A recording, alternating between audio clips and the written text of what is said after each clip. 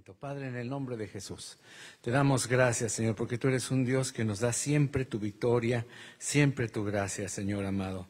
Bendito seas para siempre, Señor. Gracias, Padre, porque tú eres el Dios que obra en cada cosa que nosotros te pedimos, Señor, conforme a tu voluntad. Sabemos que si oramos conforme a tu voluntad, tú nos oyes y ya tenemos las peticiones que hayamos hecho. Y creo que es tu voluntad, Señor, que tu palabra sea predicada claramente, Señor. En el nombre precioso de Jesús te damos gracias en esta tarde preciosa. Amén, amén. Gloria a Dios. ¿Sí se escucha bien? Sí, gloria a Dios. Gracias a Dios. Bueno, hemos estado viendo, hermanos, la primera parte del Evangelio de Juan, donde el apóstol nos presenta a nuestro Señor Jesucristo. La primera parte del Evangelio de Juan, el apóstol nos presenta a nuestro Señor Jesucristo y vamos casi al final de la segunda parte. La segunda parte es donde el apóstol nos habla del testimonio de la obra de Cristo y empieza a introducir la oposición tan inmensa que hay de la obra de Cristo, que empieza a generar su ministerio y su persona. O sea, nos habla, y hemos visto en el capítulo 5, 6, 7, todos aquellos que no quieren oírle, que no quieren recibirle. Vamos en el capítulo 10 y hemos visto que incluso han querido atraparlo, apresarlo y hasta apedrearlo por algunas declaraciones que él ha hecho. Esta sección, la segunda parte del Evangelio de Juan, termina hoy en el capítulo 10, porque a partir del capítulo 11, Juan entra ya en las últimas semanas antes de la muerte y resurrección de nuestro Señor Jesús. Acuérdese que Juan es el único evangelio que no es sinóptico, ¿verdad? Es un evangelio separado de los otros tres. Significa que los otros tres se pueden leer juntos. Mateo, Marcos y Lucas se pueden leer juntos. Pero Juan es aparte. El propósito de Juan no era dar toda una biografía de nuestro Señor con detalles, sino hablar específicamente de las cosas que señalan a que Jesús es el Hijo de Dios y que teniendo fe en Él hay salvación. Así que el Evangelio de Juan tuvo y tiene otros motivos más grandes y más fuertes que los otros tres evangelios. Así que esta sección nos toca hoy continuar a partir del versículo 22. Y lo que vamos a ver hoy no es la continuación de lo que venimos viendo como la semana pasada, que era la continuación del capítulo 9. No. Esto que vamos a ver sucede varios meses después.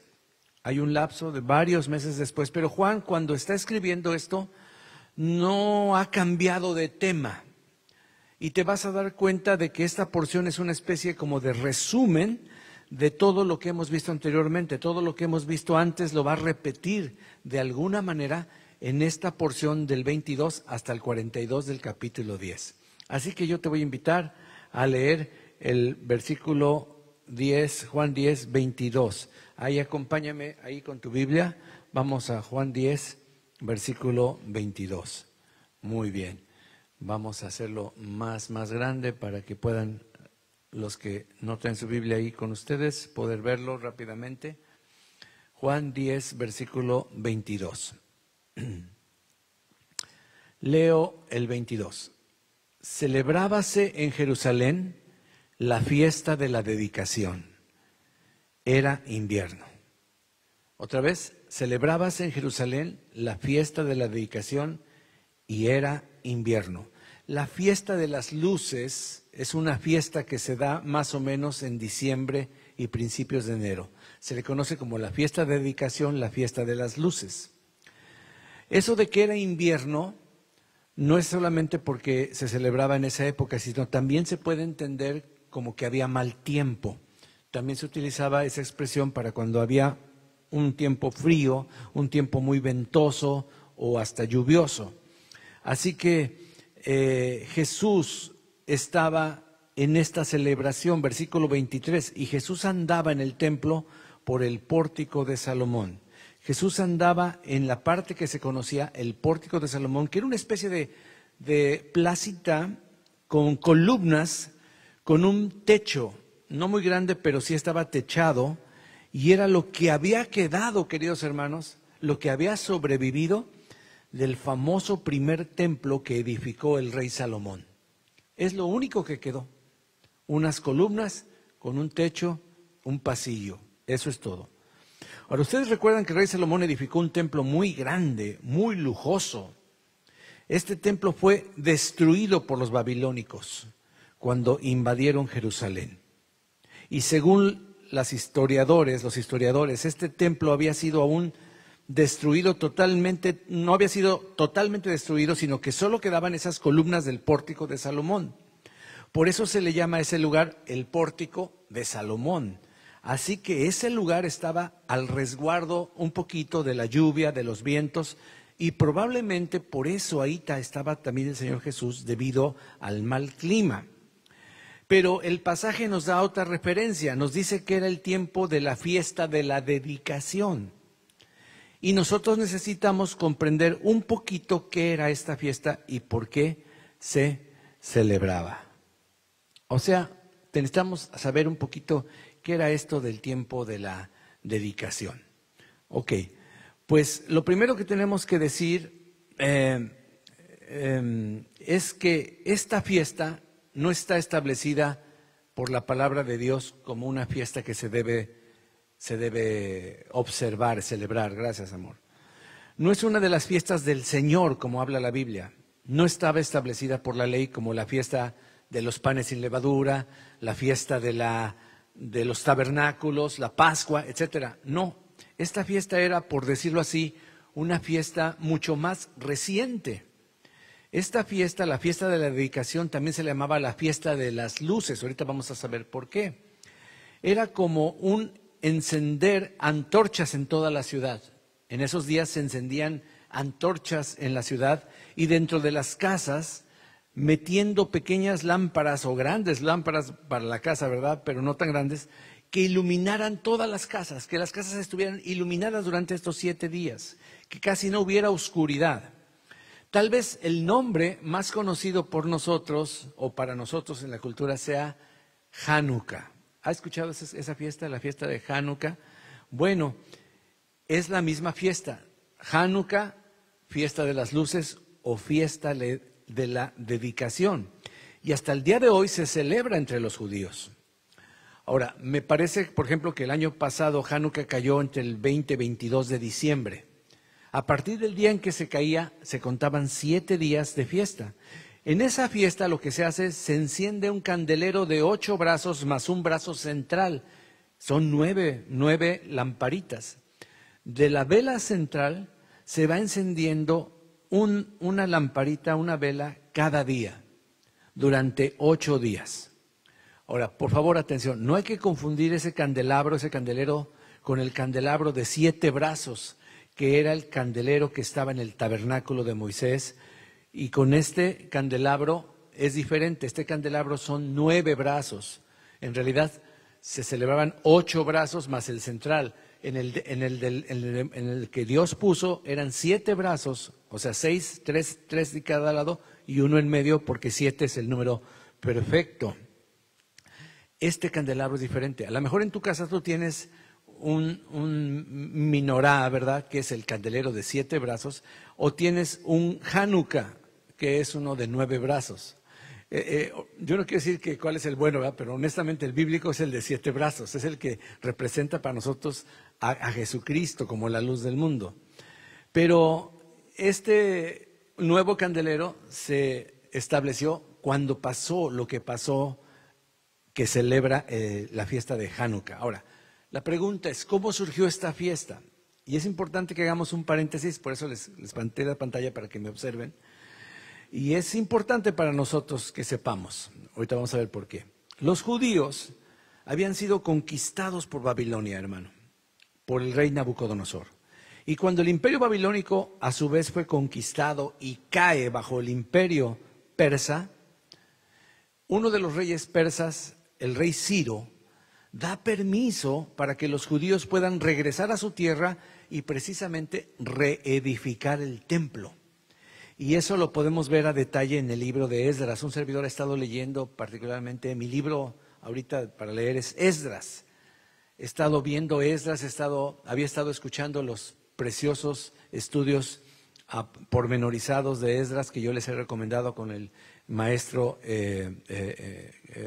¿cómo se llama? Eliud Gleason. Yo se los recomiendo muchísimo. Pero Esdras es fabuloso. Y luego se va a las profecías de Zacarías y de Nahum, pero es impresionante. Entonces, vemos que el rey Ciro, usado por Dios, un rey pagano, es convertido y es llevado a ser usado por Dios para que se reedifique el templo. Durante el reinado de los reyes de Persia, todo estuvo más o menos tranquilo. Ciro, Darío, Artajerjes, todos ellos fueron reyes que fueron favorables para el pueblo de Dios. Pero más adelante el imperio persa es conquistado por el imperio griego, por los griegos, poderosos griegos. ¿Y se acuerda usted de Alejandro Magno? ¿Ha escuchado de Alejandro Magno? ¿Sí? Pues era de los gruesos, ¿verdad? Tuvo tanta fuerza que logró vencer al poderoso ejército persa. Alejandro Magno, con Alejandro los griegos conquistaron todo lo que era el imperio persa, entre ello, pues obviamente Jerusalén. Ahora, a la muerte del gran emperador Alejandro Magno, cuando muere este conquistador griego, hay una fuerte guerra civil en Grecia, en todo el territorio del imperio griego. Y se llega a dividir. Ay, aleluya, gracias Señor. Se llega a dividir, ¿por qué no tenemos un piso de alfombra, verdad? De alfombra, ¿verdad? Es bien discreto este piso, ¿verdad? Sí, bien discretito. Especialmente cuando traen botas y tacones las hermanas. Me sacan de onda. Ok. No le digan. Bueno, ¿qué estaba diciendo? A ver, si pusieron atención. ¿En qué imperio vamos? En el imperio griego. ¿Qué pasa cuando muere Alejandro Magno? Viene una guerra civil y 4 de sus generalazos se sublevan y se pelean entre ellos. Total, se dividen el pastel en 4 partes. Y uno de ellos llegaría a ser Seleuco. Un buen nombre para tu perro o para alguno de tus nietos, ¿eh? Seleuco, ven acá. ¿Eh? Seleuco, rey de Siria, de la región que ahora se conoce como Siria. Ahora, Siria está en el norte de Jerusalén. Seguía siendo Grecia, ¿ok? Nada más estoy ubicando para que sepas. O sea, se le conoció después como la región de Siria. A esa parte se le va a conocer en esa época como la región Seleucida. Seleucida, con acento, Seleucida. Es el imperio de Seleuco, que es el primer rey de esa región, ¿ok? Arriba de Jerusalén. Aquí está Jerusalén, arriba Siria y el imperio que se dividió, el imperio de los griegos en 4. Esa partecita le tocaba a Seleuco. Ahora, al correr del tiempo, comienza a haber muchos conflictos entre los reyes, entre esos 4 reyes, especialmente Seleuco en Siria y el que está abajo, en el sur, digamos, que es el reino del sur, llamado como el reino tolemaico. ¿Ok? Ptolomeo era el rey de ellos, entonces el reino tolemaico. ¿Ok? Empiezan a pelearse y empiezan a partirse el pastel. Entre ellos va a haber muchas guerras entre Seleuco y el imperio tolemaico. Hay muchas guerras. Y entonces va a haber constantes tomas de Jerusalén. O sea, Jerusalén queda en medio de los dos. Por momentos, Jerusalén va a ser propiedad de Seleucida. Y por otro tiempo va a ser del reino tolemaico, que es Egipto. Entonces Egipto está abajo, Siria está arriba y en medio la región de Jerusalén. Varias veces en esa historia pasaron de propiedad de uno del otro, pero de todos modos eran griegos. ¿Me estoy explicando? Nada más griegos de Seleuco o griegos de Ptolemao, sí, bueno, se me fue el nombre. Tolemaico es el reino, ahorita se me fue el nombre del rey. Entonces, lo que sucede es que en el año 167 antes de Cristo, como verán ya es algo mucho más reciente a Cristo, en el año 167 antes de que naciera nuestro Señor Jesucristo, Uno de los reyes de Seleucida, de Siria, ya no era Seleuco, ya había muerto, y lo sucedió uno de los reyes llamado Antíoco. Antíoco, ese está bien otro buen nombre, ¿verdad? Antíoco. Antíoco, ven acá, Antíoco. Antíoco, Dios mío, bendito seas. Bueno, Antíoco se autonombró Antíoco Epífanes. O ese es otro, ¿verdad? Epífanes. Este tipo, atención, reclama ser divino. Es el primero que empieza con esas ondas de que yo soy Dios. ¿Ah? ¿Qué creen que significa Epífanes? Epífanes no es su apellido, es su apodo que él mismo se lo puso y significa Dios manifestado. Imagínate, Gustavo Epífanes. Asústame. Cálmate, ¿verdad? Pues Antíoco, bájale 3 rayitas, le decían Antíoco Epífanes, Dios manifestado. Bueno, ese Antíoco hace un decreto, conquista Jerusalén y hace un decreto por el cual se tiene que helenizar toda la región de Jerusalén. ¿Y qué es helenizar, pastor? Bueno, helenizar a toda la población. Helenizar significa hacer todo a la manera griega. O sea, que todo lo que no fuera de griegos se tenía que quitar. Como ahorita está apareciendo, ¿no? El idioma oficial de Estados Unidos es el inglés. Y al rato pobre de aquel que habla español, ¿verdad? Porque se está agringando el país, ¿no? Porque queremos que hacer América great again, ¿no? O sea, hagamos América grande. Pues él se le adelantó, ¿no? Y dijo, hagamos a Grecia el único, ¿no? Entonces empezaron a quitar todas las costumbres judías, todas las fiestas judías. Se prohibió en todas las regiones las costumbres judías, como el día de reposo, se anuló. La Pascua, la circuncisión, ya no se permitía hacer la circuncisión. Muchos judíos, entonces, que ya habían pasado muchas generaciones, ceden, dan su bracito a torcer a esa presión, unos por temor y la verdad los otros porque ya se habían acostumbrado. Era la moda ser griego, era la moda vestirse como los griegos. Ya no me gustaba vestirme decentemente y en orden como los judíos que alababan a Dios. No, ahora vamos a vestirnos un poquito más destapaditos. Y usted ya conoce las estatuas griegas que están bastante destapaditas, ¿verdad? Ok, esa era la costumbre. Ese era lo que empezaron a poner de moda. Pero ¿sabes qué? Hubo judíos que dijeron no, no y no. Esas costumbres son paganas. Y ellos, obviamente, no iban a obedecer. Se rebelaron a la migra, se rebelaron a el ejército griego. Amén. Antíoco Epífanes manda levantar ídolos del dios Zeus por todos lados. Pero donde se pasó, es que puso una estatua gigante del dios Zeus en el lugar santísimo del templo de Jerusalén. Ándele pues. Bueno, no contento con eso el Señor, mandó que los sacerdotes judíos sacrificaran cerdos en honor a Zeus. Brother. Entonces, como ustedes saben, el cerdo y el sacrificio y las figuras y las estatuas son una abominación para los judíos. Y para nosotros también son una abominación.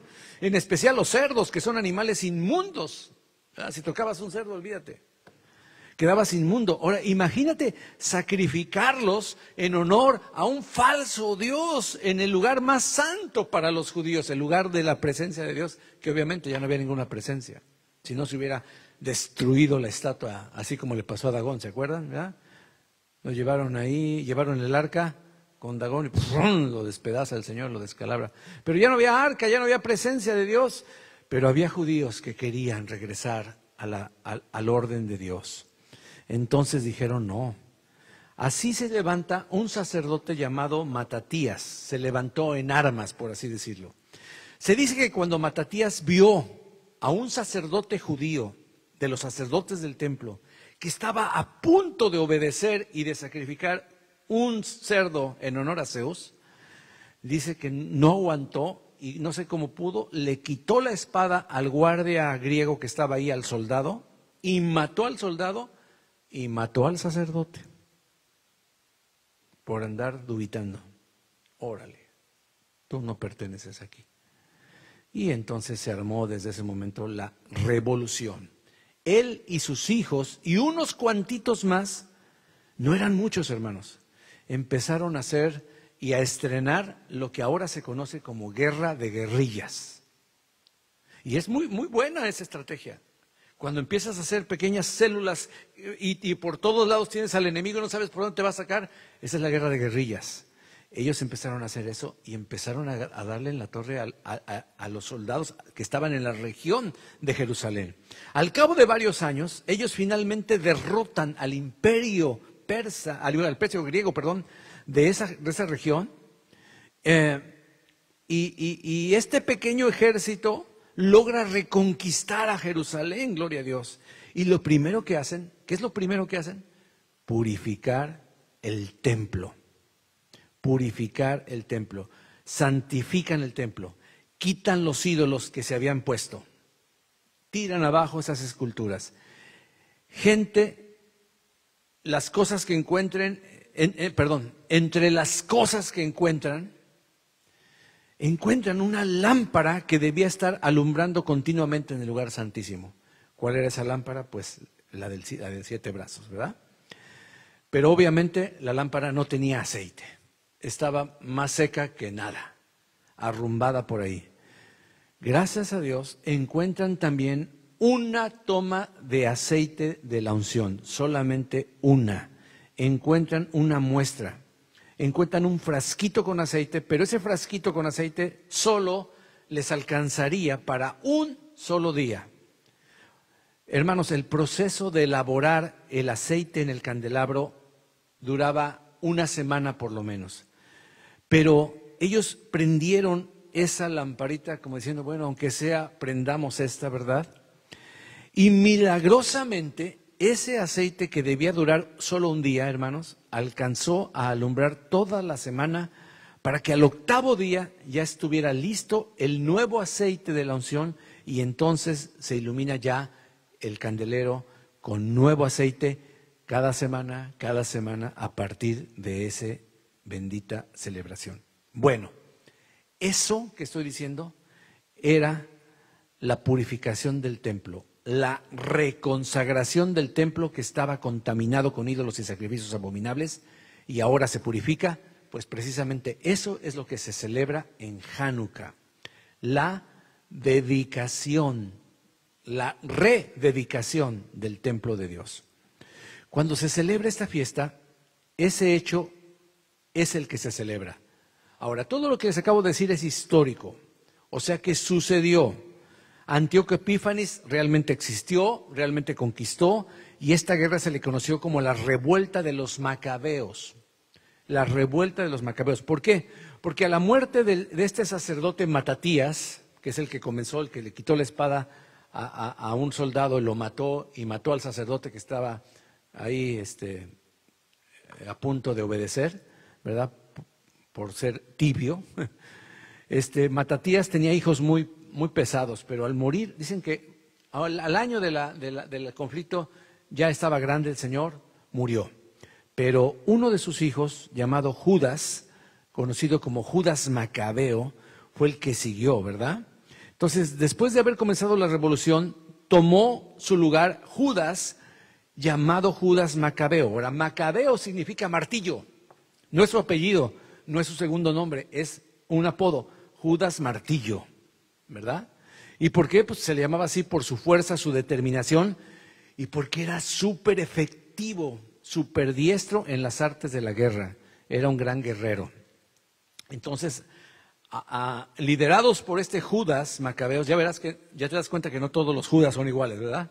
Este Judas sí tenía celo de Dios, este Judas sí tenía temor de Dios, este Judas sí quería pelear cuando todo el pueblo andaba ya diciendo, ya ni modo, ya vamos a vestirnos como los griegos, vamos a hacer las cosas de los griegos, vamos a adorar a los dioses griegos que ni conocemos, hagámonos griegos a los griegos para llevar la fiesta en paz. No, ellos dijeron, no, nosotros no podemos hacer eso. Ahora, esta guerra fue registrado por el historiador Josefo en uno de sus libros, ¿verdad? Pero también es narrado con todos los detalles en un libro deuterocanónico que se llama Primer Libro de Macabeos. Ese libro se puso después del Cano en algunas Biblias católicas, y lo que pasa es que ese libro nunca se consideró inspirado por Dios, o sea, no es parte de la revelación de la palabra de Dios, pero es histórico, es un buen libro, muy interesante, que las ediciones católicas lo incluyen en su Biblia, tanto la primera como la segunda de Macabeos, o sea, de martillos, ¿verdad? Está bueno el nombre para un grupo de hombres, ¿verdad? NGC Macabeos, ¿verdad? Los martillos, ¿verdad? Pero no por piedras, ¿verdad? No, sino por fuertes, ¿verdad? Por duros, por rompepiedra. Ahora miren, el milagro de la lámpara, el milagro del aceite que se multiplicó sobrenaturalmente, no se sabe si ocurrió o no ocurrió, porque no hay un registro bíblico de eso. La palabra de Dios no lo registra. Pero lo que sí podemos darnos cuenta es que el Señor Jesús estaba celebrando esta fiesta en Jerusalén. Ahora te quedas así, una fiesta que no es bíblica, pero Jesús estaba ahí. Esto nos permite tomar un criterio nosotros como cristianos. Con respecto, por ejemplo, a las celebraciones culturales en las que vivimos. El Señor Jesús en realidad estaba aprovechando esta tradición para estar con ellos, para enseñarles y para predicar el Evangelio.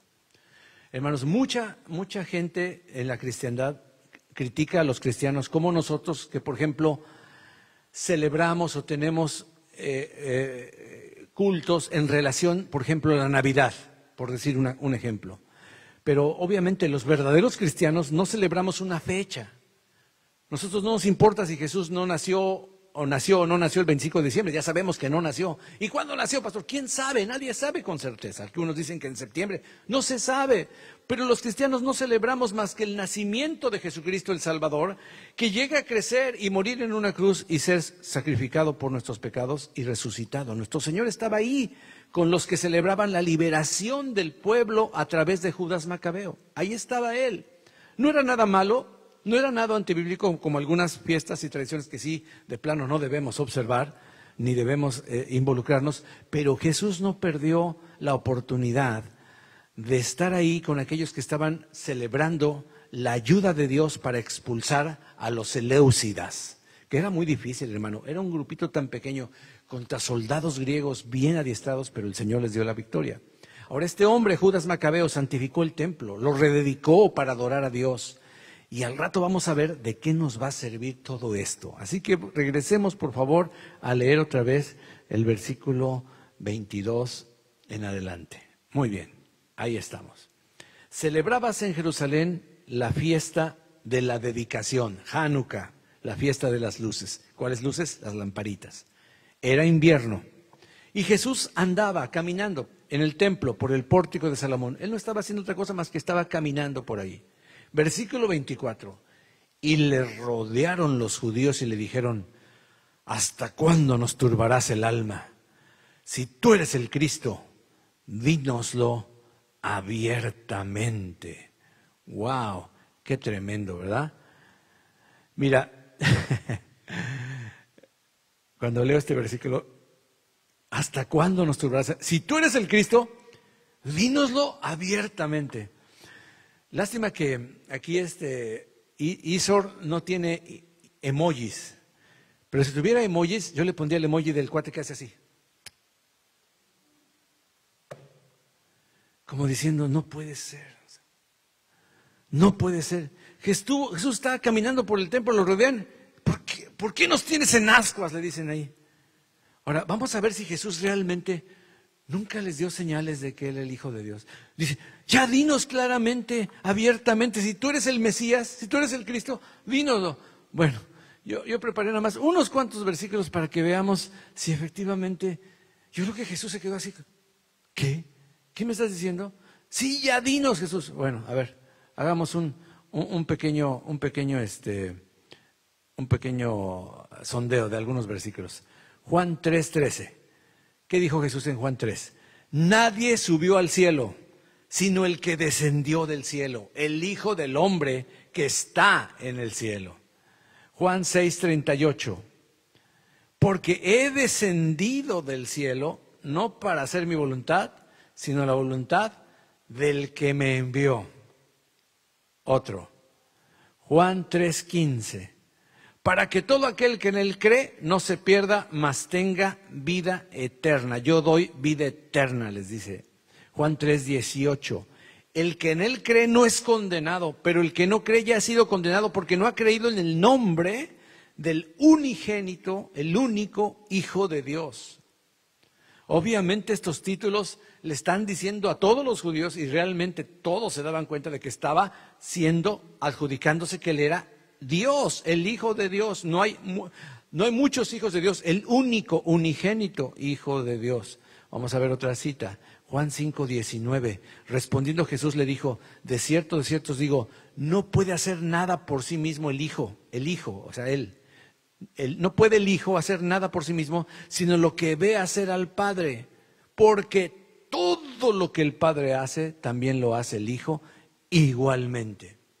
Una declaración así debería quitarte la duda de si Jesús se dijo o no, si era el Mesías, pero bueno, no les bastó. 5:23, para que todos, dice, honren al Hijo como honran al Padre. El que no honra al Hijo, no honra al Padre que le envió. ¡Wow!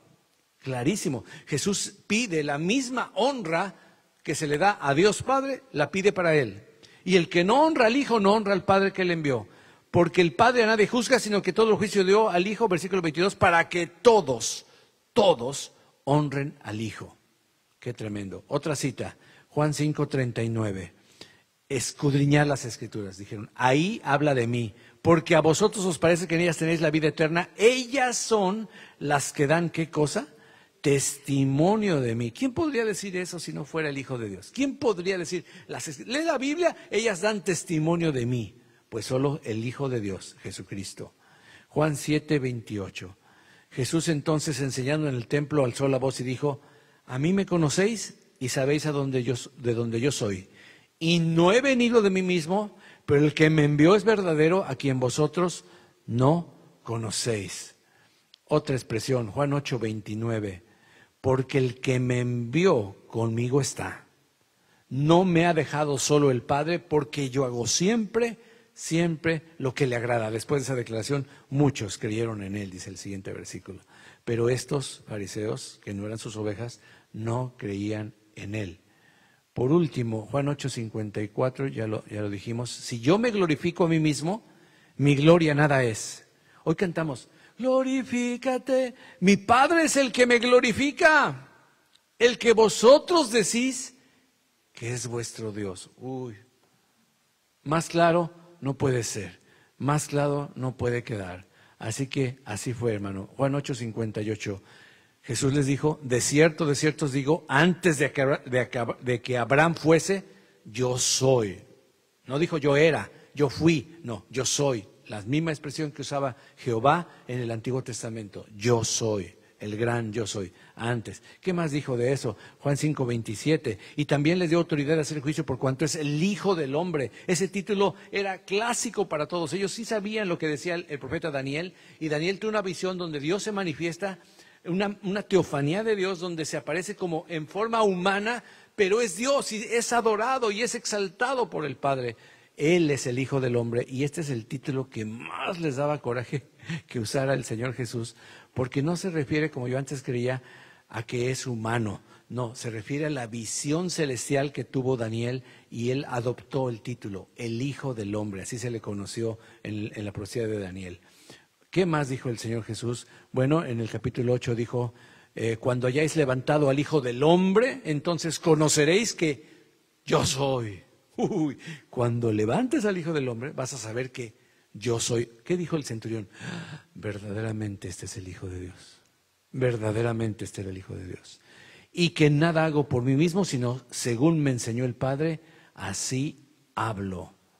Juan 6:48. Yo soy el pan de vida. Yo soy tu vida. Come de mí, tendrás vida. Yo soy la vida, yo soy el pan que te da vida. Soy el pan del cielo, dijo el Señor.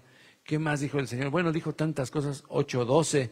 Otra vez Jesús habló diciendo, yo soy la luz del mundo. El que me sigue no andará en tinieblas, sino que tendrá la luz de la vida, la luz que da vida, la luz del viviente. Juan 10:9, no hemos llegado a Juan 10:9, pero, no, sí, ya llegamos a Juan 10:9, llegamos al 22. Yo soy la puerta, el que por mí entrare será salvo. Y lo último que vimos, yo soy el buen pastor su vida da por las ovejas. Ellos conocían que en el Antiguo Testamento el pastor era Jehová. Jehová es mi pastor y nada me faltará. Así que, hermanos, es tremendo cómo ellos decían, ya dinos claro, háblanos claro, dinos si tú eres el Cristo. Les he dicho que soy el Mesías, soy el enviado, soy el ungido, soy la puerta, yo soy el que soy, pero ustedes no quieren creer. Vamos a ver qué es lo que les contesta Jesús cuando le dicen esto, ¿no? Dínoslo abiertamente. Jesús les habla abiertamente. Ok, Jesús les respondió, ya se los he dicho. ¿Y no creen? Las obras que yo hago en nombre de mi Padre, ellas dan testimonio de mí. O sea, no es falta de información, ya se los he dicho muchas veces. No es falta de información, sí les he dicho. No es falta de evidencia, han visto los milagros que he hecho, las obras. El problema es la incredulidad, la falta de fe. Dos cosas señala el Señor Jesús en este versículo: lo que digo y lo que hago. Os lo he dicho y no creéis. Las obras que yo hago en nombre de mi Padre, ellas dan testimonio de mí. O sea, mis palabras y mis hechos. Ahora, esto tiene una aplicación para nosotros. Te pregunto respetuosamente, hermano o hermana, ¿tus palabras y tus hechos coinciden con lo que debería decir, lo que debería ser un cristiano, una cristiana? ¿Eres congruente con lo que dices y lo que haces? A veces hay una contradicción en nosotros, hermano, porque decimos algo y hacemos lo contrario. Decimos que amamos a Dios, pero hacemos lo contrario. Pero no, hermano. Aquí la palabra habla de decir y hacer. Y de hecho, el orden es diferente. Mira, Hechos capítulo 1, versículo 1, ¿cómo empieza? Dice, en el primer tratado, o sea, el tratado del Evangelio de Lucas, o Teófilo, en el Evangelio hablé acerca de todas las cosas que Jesús comenzó a hacer, número 1, y a enseñar, número 2. Así deberíamos ser nosotros. Primero hacemos y luego decimos. Primero damos testimonio y luego cuando nos preguntan, oye, ¿y tú no eres igual? ¿Tú qué eres? ¿Qué tienes? ¿Por qué te eres? Es que yo soy hija de Dios. Wow. Entonces empiezas a testificar, empiezas a evangelizar a tus compañeros de trabajo, porque primero hiciste y luego enseñaste. Amén. Entonces, ese es el orden, ¿verdad? Regresemos ahí. Regresemos un poquito, ¿verdad? Vamos a Juan 10.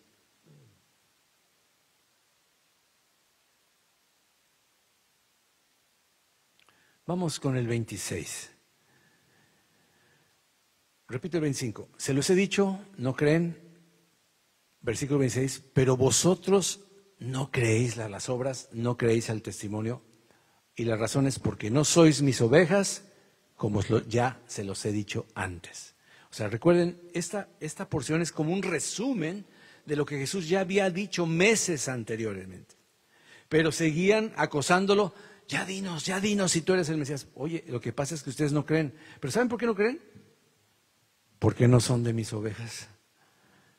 No son de los míos. Ellos no son sus ovejas. ¿Qué dijo Jesús que eran?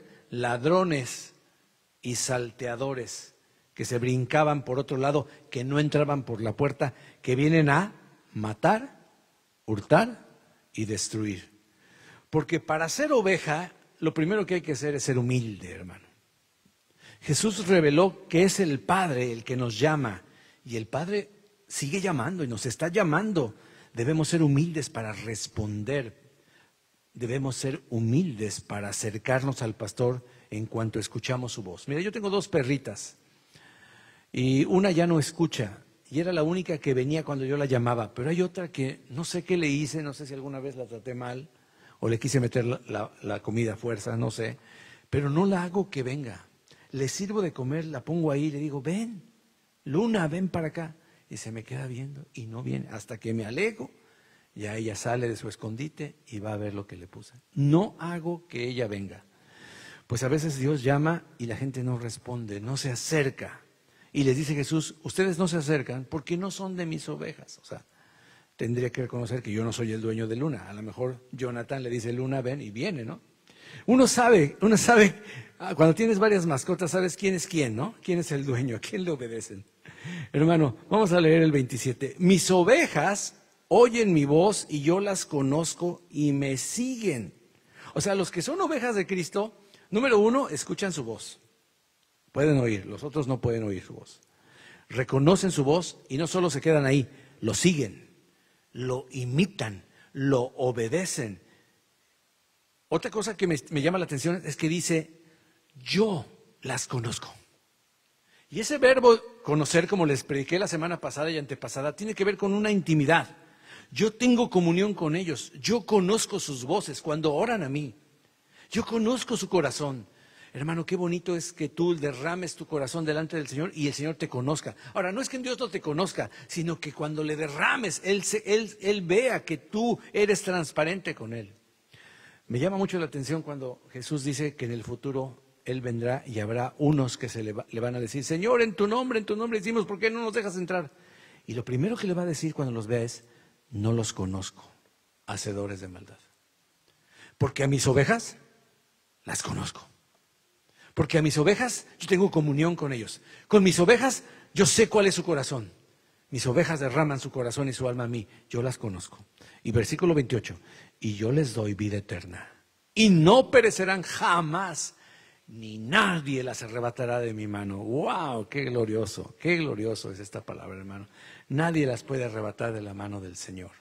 Estamos seguros en el Señor. Él nos da vida eterna a sus ovejas. Así que hay que ser humildes primero. Hay que aprender a escuchar la voz de Dios y a seguirlo con fe. Hermano, no era falta de evidencia lo que estaban pidiendo ellos. Lo que pasa es que no tenían fe. No querían creer, porque en ese momento ninguno de ellos eran sus ovejas. Versículo 29. Mi Padre que me las dio es mayor que todos, y nadie las puede arrebatar de la mano de mi Padre.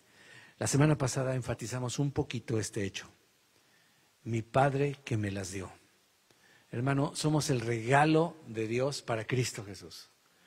El Padre es el que te escogió a ti, te santificó y te llevó al Hijo de Dios. El Espíritu Santo te redarguye y el Padre te lleva. Mira cómo trabaja la Trinidad. Y Jesús cuando te ve, te acepta, te recibe, no te rechaza. Todo el que a mí viene, no lo echo fuera. ¿Por qué? Porque el que va a Jesús es porque el Padre está haciendo algo. Entonces, ¿cómo sabes cuando Dios está trabajando ahí en tu hogar, en tu vecindario? Porque sabes que hay gente que está leyendo la Biblia, sabes gente que está orando, sabes gente que está buscando, aunque no conoce por dónde, pero está tratando de encontrar. Se fueron ahorita nuestros hermanos Marichu y Pedro, pero yo me acuerdo que lo primero que detectamos, Vicky y yo en la escuela popular, es que había ciertas personas que tenían hambre de Dios. No todos, pero unos cuantos. Y por ellos estuvimos orando y orando y orando, pero sabíamos que ahí era donde teníamos que trabajar. ¿Por qué? Porque ahí había hambre de Dios. Y la hambre de Dios no la puede producir el diablo, la produce el Espíritu Santo. Y cuando el Espíritu Santo empieza a buscar, ellos vienen a Jesucristo. Ahora, a veces el único Cristo que conocen es el Cristo que vive dentro de ti. Por eso en su primera crisis que tuvieron, ¿a dónde crees que fueron? Pues al único que tenían más cerca. Buscaron a Vicky y a un servidor, pero no nos buscaban a nosotros en realidad, buscaban lo que teníamos nosotros. Y eso es lo que le dimos. No tengo oro ni plata, lo que tengo te doy. El Señor te quiere transformar. Y como ovejas escogidas, traídas del Señor, abrieron su corazón. Amén. Qué maravilloso. Nadie te puede arrebatar de la mano de tu Padre. Esa es una verdad maravillosa que tú debes aferrarte a ella. Hermano, después de esta declaración más poderosa, dice uno de los versículos más claros. ¿Quieren que les hable claro? Bueno, yo y el Padre uno somos. Ahora, en buen mexicano o latino diríamos, Señor Jesús, por favor, sé más educado. Se dice el Padre y yo. No, aquí el primero es el más importante. Yo y el Padre uno somos. Para que te quede más claro. Para que te quede que somos uno. Somos el mismo Dios. Diferentes personas, pero el mismo Dios. ¡Wow! ¿Cuál sería la interpretación de los judíos? ¿Crees que lo hayan entendido? Versículo 31. Entonces los judíos volvieron a tomar piedras para apedrearle. Claro. Se los enfatizo esto, hermano, porque todavía hay grupos cristianos, bueno, pseudo cristianos, herejes, que proclaman que Jesús nunca dijo que era Dios. Bueno, no hay un versículo que diga, yo soy Dios, pero más claro, como dicen, ni el agua, ¿no? Y es que el Señor Jesús quería que la gente le dijera, tú eres Dios. Me estoy explicando, que hubiera testimonio. ¿Quién fue el primero que le dijo? Tú eres el rey de Israel, le dijo, tú eres el santo de Dios, el rey de Israel. ¿Se acuerdan del discípulo ese, cómo se llama? No, no fue Pedro, fue Natanael. Cuando se acercó, le dijo, he ahí un israelita, un verdadero israelita que tiene temor de Dios. Y le dice a Natanael, ¿y tú de dónde me conoces? Cuando estabas ahí en la higuera, debajo de la higuera, ahí solito, que creías que nadie te oía, cuando estabas derramando, cuando estabas haciendo tu diario, cuando estabas escribiendo ahí tus notas, cuando estabas orando a mí a las 5 de la mañana ahí donde nadie te veía, ¿verdad? Cuando pensabas que estabas solito, yo te vi, yo te escuché. Hijo, y este cuate se quedó así, ¿cómo? Y entonces dice, tú eres el santo de Dios, tú eres el rey de Israel. Cuando salía de ellos, oh Señor mío y Dios mío, ¿te acuerdas de Tomás? Cuando le dice, a ver, mete tu mano aquí, Tomasito, y se le aparece resucitado. ¿Qué es la declaración? Señor mío y Dios mío. ¿Amén? Sí, Jesucristo sí dijo que era Dios. Los judíos tomaron piedras. Y mira, fíjate, versículo 32, para que no te quede claro. Jesús les respondió, muchas buenas obras os he mostrado de mi Padre. ¿Por cuál de ellas me apedreas? ¿Por cuál de ellas? Y entonces le respondieron los judíos, por buena obra no te apedreamos, sino porque tú, siendo hombre, así es como lo veían ellos, te haces Dios. O sea, claro que dijo que era Dios, si no, no hubiera habido esta escritura, por supuesto, ¿no?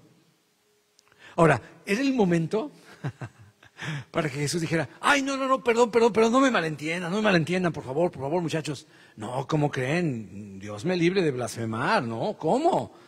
Y se persinara, ¿no?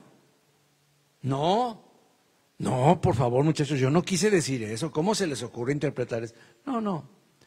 Más bien se les queda viendo, le está hablando a tipos instruidos en la palabra. No estaba hablando con el pueblo, estaba hablando con los fariseos que los rodearon. Y le dijeron, ya dinos, ¿verdad? Ya dinos quién eres tú. Y entonces le saca una, hermanos, que vamos a tener uno de los versículos más polémicos de la Biblia, que son los siguientes. Jesús les respondió, no está escrito en vuestra ley, en la Biblia que ustedes tienen. Yo dije, dioses sois, con D minúscula. Si llamó dioses con D minúscula a aquellos a quienes vino la palabra de Dios, y la escritura no puede ser quebrantada, al que el Padre santificó y envió al mundo, vosotros decís, tú blasfemas porque dije, hijo de Dios soy. Ahora, la pregunta que viene aquí, a ver, les hago esta pregunta. Dios les está diciendo en este pasaje a estos hombres, ¿ustedes son dioses? ¿Les está diciendo eso? La respuesta es sí, Señor. Sí les está diciendo eso. Vamos, por favor, al Salmo número 82, de donde Jesucristo sacó esto. Y es un salmo cortito, leámoslo en una versión literal como la Reina Valera 60. Salmo de Asaf. Dios con D mayúscula, está en la reunión de los dioses. En medio de los dioses, juzga. Primera pregunta. ¿Cuántos dioses existen en el universo? Solo uno, ¿verdad? Entonces, ¿cuáles dioses en plural? Bueno, ahorita lo vamos a ver. Dios se pone, en pocas palabras, en este primer versículo, en medio del liderazgo de Israel, los que se supone que debían juzgar. Dios está en la reunión de los dioses, léase jueces, en medio de los dioses juzga. O sea, Dios sí les dijo que eran dioses. Y antes de que saques tu peine y te empieces a peinar y digas, wow, yo soy Dios, ¿verdad? Y digas, yo soy aquel, ¿verdad? Quiero que sepas que este salmo es un reproche. Este salmo es una jalada de orejas, ¿verdad? Es un jalada de patillas. Es decir, a ver, es un zape, para que me entiendas. Les dice el versículo 2, ¿hasta cuándo juzgaréis injustamente? Y aceptaréis las personas de los impíos. ¿Hasta cuándo van a aceptar impíos que manejen las cosas santas? ¿Hasta cuándo ustedes, que se supone que son los jueces correctos, dioses, van a juzgar injustamente? Y ahí hay un Selah, como diciendo, medita lo que te acabo de decir. Versículo 3. Defended al débil y al huérfano. Haced justicia al afligido y al menesteroso, al homeless. Librad al afligido y al necesitado. Librarlo de la mano de los impíos. Hoy diríamos, de la mano de los corruptos líderes políticos, o de la mano de esos abogados comprados, ¿verdad? De fiscales. Líbrenlos ustedes. ¿No saben? ¿No entienden? Andan en tinieblas, les dice el Señor. Tiemblan todos los cimientos de la tierra por su causa. Y entonces les dice el 6. Yo dije, vosotros sois dioses, y todos vosotros hijos del Altísimo. Pero como hombres moriréis, y como cualquiera de los príncipes caeréis. Ok, aquí Dios les está recriminando, debido a que ellos deberían ser sus representantes. Por eso les dice dioses con D minúscula.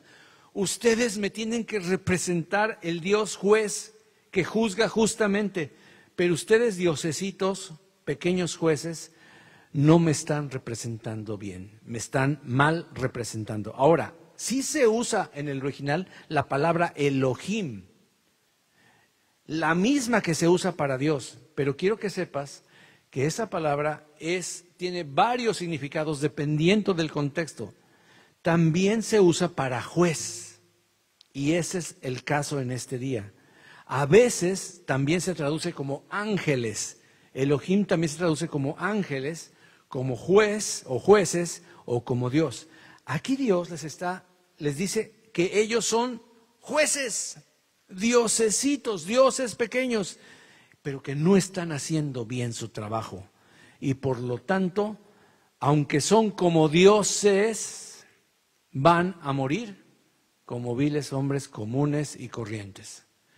Aunque deberían tener se les dio el privilegio de juzgar, se les dio el privilegio de servir al pueblo, de ser trabajadores públicos, servidores públicos, que eso es lo que debería ser todo político, un servidor público, van a morir como dicen, pelagatos.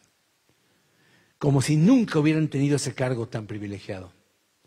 Otro ejemplo, por ejemplo, nos los da Moisés, ¿verdad? En Éxodo 4, fíjense, ¿se acuerdan cuando Moisés empieza a dar excusas a Dios? Que no, hoy no puedo ir, escoge a otro, te equivocaste de persona, yo no soy el elegido. Imagínate decirle a Dios, te equivocaste, yo no soy. Ay, dice Dios, ay, sí es cierto, amanecí medio crudo, por eso no me fijé que no eras tú. Hermano, ¿qué estás ahí? ¿Dios te escogió? ¿Dios se equivocó? Entonces, ¿quién se equivoca? ¿Por qué le sacamos tanto al toro? Si nos dio una guerra que pelear es porque nos dio las fuerzas para pelear. Pero mira lo que dice Éxodo capítulo 4, versículo 16, cuando le da tantas excusas, le dice el 15, mira, le vas a hablar a Faraón, dice, tú hablarás a Faraón, perdón, tú hablarás a tu hermano Aarón, perdóname, y pondrás en su boca las palabras, y yo estaré con tu boca y con la suya, y os enseñaré lo que hayáis de hacer. Miren, déjenme leerles un poquito antes para que se entienda. Entonces, cuando ya Moisés ya le dio muchos argumentos, entonces sí se enojó Dios. Entonces Dios se enojó contra Moisés y dijo, ¿no conozco yo a tu hermano Aarón, levita, y que él habla bien? ¿Dices que tú no hablas bien? Bueno, tu hermano sí habla bien. He aquí que él saldrá a recibirte, y al verte se alegrará en su corazón. No se habían visto nunca, no se habían reconocido.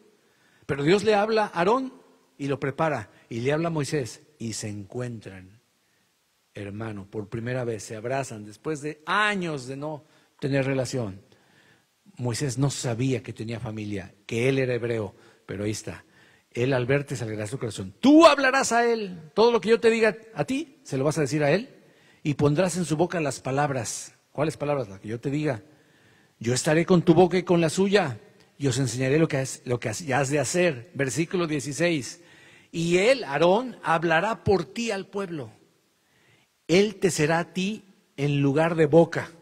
Dices que hablas mal, bueno, él va a ser tu boca, pero tú serás para él en lugar de Dios. Este es otro ejemplo de que no siempre significa lo que los judíos pensaban, ¿verdad? Le estaba diciendo, tú vas a ser en lugar de Dios para Aarón y para el pueblo. Y tomarás en tu mano esta vara, etcétera, etcétera, etcétera, etcétera. Pero ese es otro ejemplo que podemos ver aquí en la palabra del Señor. Sigamos viendo nuestro pasaje de Juan. A ver, perdón. Muy bien. Así que el Señor les está diciendo, ¿no está escrito en vuestra ley, yo dije dioses sois? Si llamó dioses, jueces, a aquellos que vino la palabra y la escritura no puede ser quebrantada. Ahora, pónganme atención, ¿por qué vimos lo de la dedicación del templo? Miren, pónganme atención en este versículo, pongan atención. Al que el Padre santificó y envió al mundo, ustedes dicen, tú blasfemas porque dije hijo de Dios soy.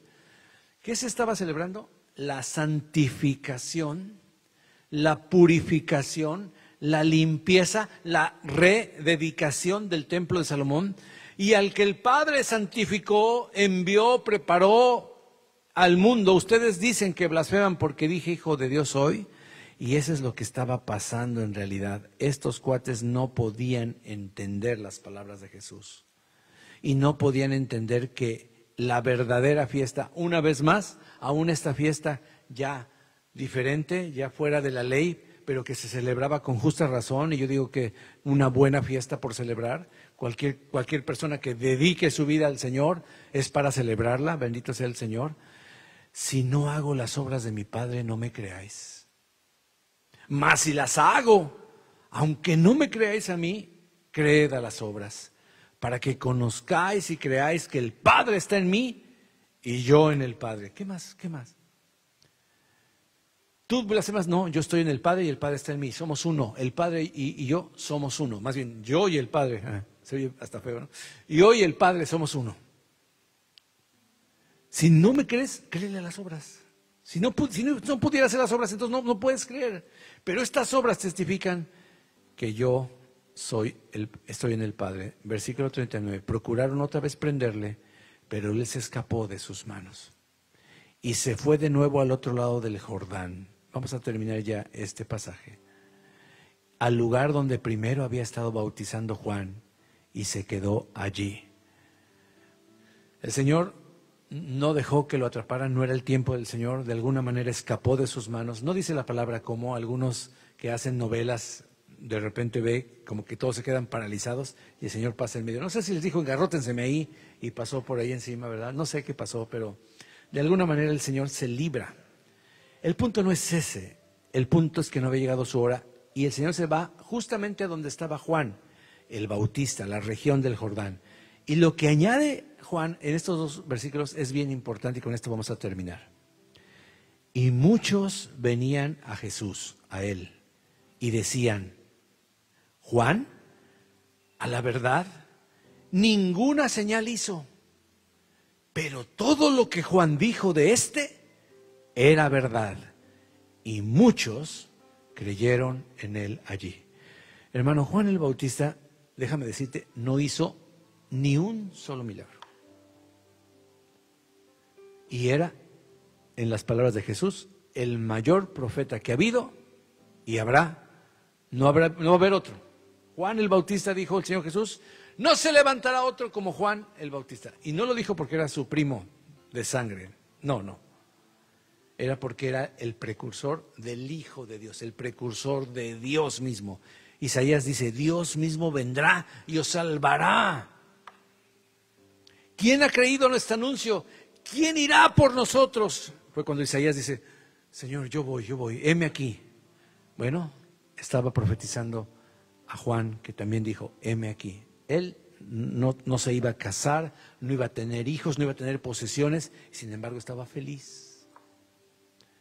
Hermano, algunos de nosotros quisiéramos hacer milagros, y no lo digo en mala onda. ¿Cuántos no quisieran poner las manos sobre los enfermos y que sanaran?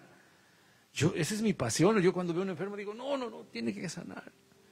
Y de hecho, ahorita que terminemos, quisiera que volviéramos a orar por nuestra hermana Rosalba. Vamos a orar por ella, con fe. Pero ¿sabes una cosa? Juan no hizo ninguna señal milagrosa. Sin embargo, fue fiel a su llamamiento y lo que él dijo se cumplió. Y la gente, cuando recordó eso, dijo, yo creo en Jesús. Y muchos creyeron en él allí. Así termina esta segunda parte del libro maravilloso del Evangelio de Juan. Los siguientes capítulos ya va apuntando a la cruz, al sacrificio que nosotros domingo a domingo recordamos con mucha gratitud. Amén. Hoy nos dijo el hermano Pedro que éramos agradecidos, pero no con esa gratitud de gracias, sino la gratitud, por ejemplo, de un leproso que es sanado. ¿Cómo crees que dijo gracias ese leproso? Volvió a nacer. ¿Cómo crees que el presidente Trump dijo gracias a Dios después del balazo en su oreja? Dijo, thank you, oh, thanks. ¿Así dijo? No, hombre, no se cansaba de darle gloria a Dios. No se cansaba. Supo que si no hubiera sido por Dios, o sea, no había manera de salvarse. Se murió otro, lo hicieron pomada de un solo balazo, otro quedó muerto ahí. Junto a él, a unos metros nada más de él. Y uno se queda así. ¿Y nosotros? ¿De qué nos ha salvado el Señor? No de una bala, del infierno. Vamos a ponernos de pie, hermanos. Vamos a ponernos de pie y vamos a darle gracias a Dios por esta porción de su palabra. Y vamos a declarar, Jesús es Dios. Jesús es el gran yo soy. Jesús es mi Señor y Salvador. Gracias, Señor Jesús. Tú eres mi Dios. Padre, tus señales nos hablan de que tú eres el Hijo de Dios. Y nos has delegado a nosotros, Señor, representarte. Y queremos representarte bien, Padre Santo. Queremos hacerlo como Juan el Bautista. Queremos hacerlo así. Queremos recibir el testimonio de tu palabra y no andar jugando, Señor, al día dime la verdad. Señor, solo tus ovejas son las que escuchan tu voz. Somos tus ovejas porque hemos entendido, porque estamos siguiéndote, porque tenemos hambre de ti. Tú eres nuestro pan de vida, Señor. Tú eres nuestra copa de agua viva, Señor. Gracias, Señor. Hoy nos hemos recordado tu sacrificio, Señor, y vamos a entrar a las últimas semanas de tu vida, de tu ministerio, Señor, en esta tierra. Pero, Padre, tú no has terminado. Tú tienes un cuerpo. Se te ha preparado un cuerpo y es la iglesia de Jesucristo, el reino de Dios en este mundo, Señor. Establécelo, establece tu reino y prepáranos, Señor, que seamos nosotros como el Juan el Bautista, que va a preparar el camino para tu segunda venida, Señor, para que encuentres un pueblo bien dispuesto, que un pueblo que se arrepienta, se sumerja en las aguas del bautismo, Señor, para que cuando vengas encuentres fe en la tierra y no como dijiste, cuando el Hijo del Hombre venga, ¿hallará fe en la tierra? Y dejaste la pregunta para que nosotros dijéramos, sí, Señor, sí vas a encontrar fe en esta tierra. Amén. Sí vas a encontrar fe en San José. Sí vas a encontrar fe en California. En el nombre precioso de Cristo Jesús. Amén, hermanos, y amén.